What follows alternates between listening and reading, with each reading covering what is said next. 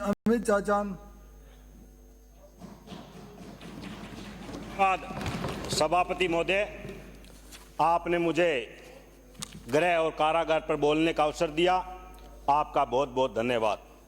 माननीय सभापति महोदय, जब हमारे विपक्ष के साथी कई बोल रहे थे, बार बार संसदीय मंत्री खड़े होकर शब्द विलोपन का कह रहे थे कि अधिकारियों पे आप ये आरोप ना लगाए, आप करो तो रासलीला, हम करें तो करैक्टर ढीला। आपके साथी बार बार हम पर भ्रष्टाचार के आरोप लगा रहे थे। ये आरोप लगाने का काम विपक्ष के साथियों का होता है।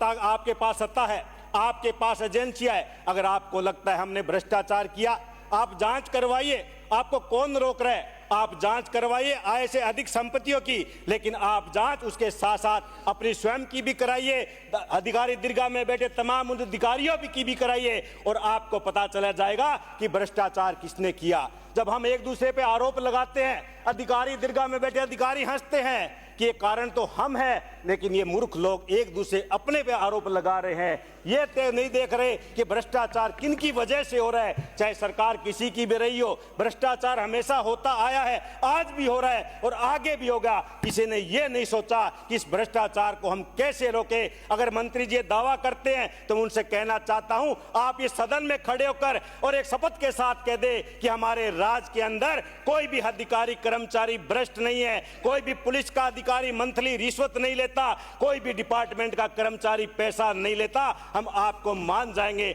आप जांच करवा लें। आरोप प्रत्यारोप लगाना आसान है, लेकिन हमें सोचना होगा इस पे हम कंट्रोल कैसे करें, इसको हम कम कैसे करें। आज दिन प्रतिदिन हमें इस बात पे मंथन करना होगा कि पुलिस की जो गरिमा थी, जो पहले उनका मान और सम्मान किया जाता था, जो उनकी इज्जत होती थी, आज वो दिन प्रतिदिन घटती क्यों जा रही है। पुलिस अधिकारियों की इज्जत कम होती क्यों जा रही है, ये हमें सोचना होगा। मैं ये नहीं कहता कि तमाम अधिकारी कर्मचारी भ्रष्ट होते हैं, लेकिन एक मछली भी तालाब को गंदा कर देती है। हमें उन अधिकारियों की लिस्ट बनानी होगी, उन अधिकारियों को चिन्हित करना होगा कि जिनके जिलों में थानों की बोलियां लगती है, और जो बड़े वो पाए वो हमें चिन्हित करते हुए उन पे हमें कंट्रोल करना होगा, तब जाकर हम क्राइम को रोक सकते हैं। आज मेरे हनुमानगढ़ जिले की मैं बात करूं, इतना नशा बिक रहा है, चाहे वो चिट्टे की बात करें, चाहे वो मेडिकेटेड नशे की बात करें, चाहे वो जहरीली शराब की बात करें, चाहे वो अवैध शराब की बात करें।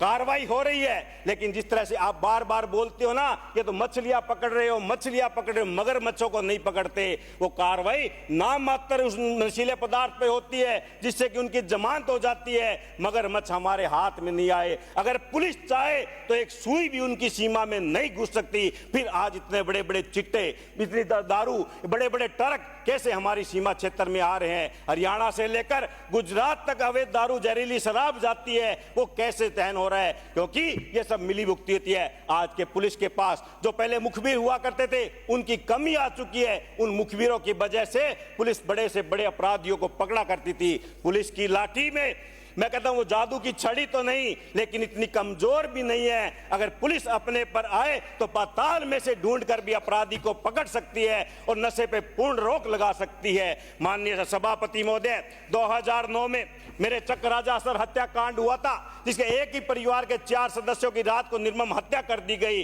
पिछले 60 सालों से सीबीआई भी जांच कर रही है, लेकिन आज तक खुलासा नहीं हुआ। पवन व्यास हत्याकांड को जब हम याद करते हैं कि जसाड़ा के पंचायत घर के अंदर दिन दहाड़े उस पंचायत घर में उसकी हत्या कर दी गई, लेकिन आज तक उसका खुलासा नहीं हुआ।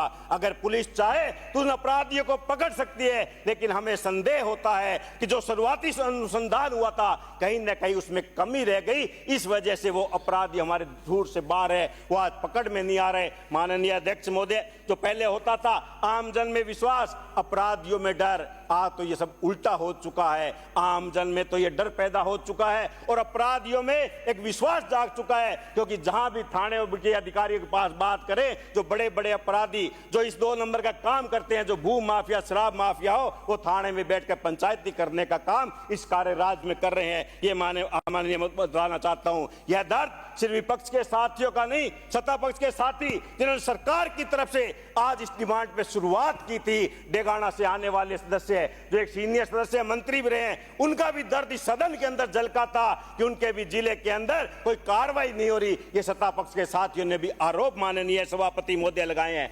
आज हमारे साथी इस बात के लिए पीठ थपा रहे हैं कि हमारे कार्यकाल में 2-2% की हमारी कमी आई है। अरे शर्म आनी चाहिए आपको। एक भी कोई कत्ल होता है, एक भी वो रेप होता है, सरकार के लिए पूरी शर्मनाक घटना होती है, और आज आप पीठ थपथपा रहे हो कि हमारे कार्यकाल में तो 2% की कमी आ गई। हत्या के पर एक साल में 1607 आपके प्रकरण दर्ज हो गए, अपहरण के 10,629 दर्ज हो गए, बलात्कार के 6482 दर्ज हो गए, चोरी के 43,869 प्रकरण दर्ज होने के बाद भी आप अपनी पीठ थपथपा रहे हो कि आपके राज से हमारे में 2% की कमी आई है। शर्म आनी चाहिए सत्ता पक्ष के सदस्यों को। ये बहुत ही घिनौना काम है। तो मर्डर होता है, रेप की घटनाएं होती है, सबकी पीठ उगाड़ी होती है, किसी के साथ भी ये वारदात हो सकती है, लेकिन सामूहिक रूप से हमें प्रयास करना होगा कि इस तरह की घटनाओं पे कंट्रोल हो और एक ईमानदारी और सच्चाई के साथ पुलिस हमारा काम करे। एक मैं माननीय डीजी साहब बैठे, माननीय सभापति महोदय, एक मेरे क्षेत्र का कांस्टेबल था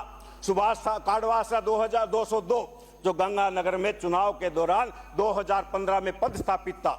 उन्हें चक्कर आया, कोमा में वो चला गया और आज 10 वर्षों से वो कोमा के अंदर है।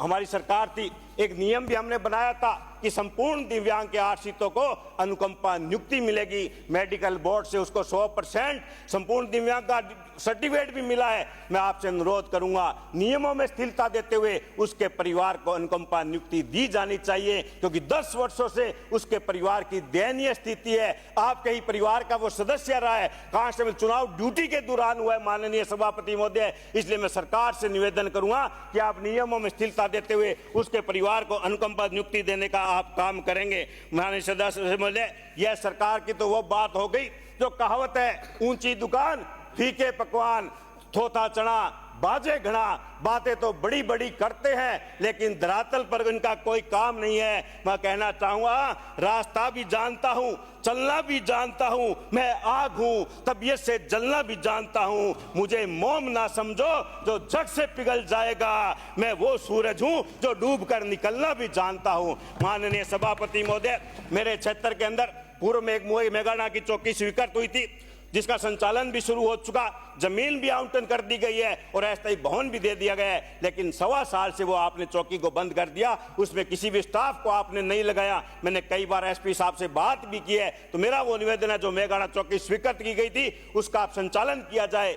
3 पुलिस थानों की बिल्डिंगों का मेरे काम चल रहा है, लेकिन सरकार ने बजट रोक रखा है, वो काम धीमी गति से चल रहा है। ये भी मेरा आपसे निवेदन रहेगा। और जो इतने भी थानों में हमें नफरी को बढ़ाना होगा, हमें संसाधन उनको देने होंगे, अच्छी गाड़ियां उनको देनी होगी, अच्छे हथियार हमें देने होंगे। और कांस्टेबलों की सारी पीड़ा जो सबने बताई कि कांस्टेबलों को भी हमारे जो भत्ता है, चाहे वो यात्रा भत्ता हो, चाहे वो मेस का भत्ता हो या अन्य किसी तरह का हो, क्योंकि लास्ट कांस्टेबल हमारे इस डिपार्टमेंट में अंतिम कड़ी है, हमें उसे आगे बढ़ाना होगा, उसको मजबूत करना होगा, जिससे कि वो बीट अधिकारी के रूप में हमारी सेवा कर सके और अपराधियों को पकड़ सके। आपने मुझे समय दिया, आपका बहुत बहुत आभार, धन्यवाद। जय हिंद। श्री